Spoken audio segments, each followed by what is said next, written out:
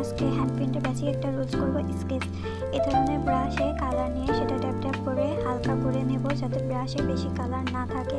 তারপরে সেটা ভেতর থেকে বাহিরে বা বাহির থেকে ভেতরে স্কেচ করব। একটা কালারের উপর একটা কালার দিয়ে ফিল করে তারপরে স্কেচ করলে সৌন্দর্য আরও দ্বিগুণ হয়ে যায়।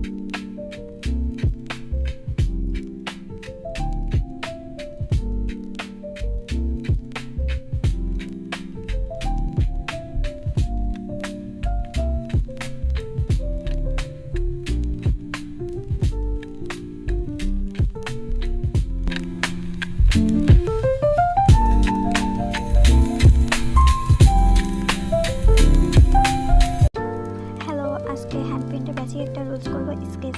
এই ধরনের ব্রাশে কালার নিয়ে সেটা ট্যাপ ট্যাপ করে হালকা করে নেব যাতে ব্রাশে বেশি কালার না থাকে। তারপরে সেটা ভেতর থেকে বাহিরে বা বাহির থেকে ভেতরে স্কেচ করব।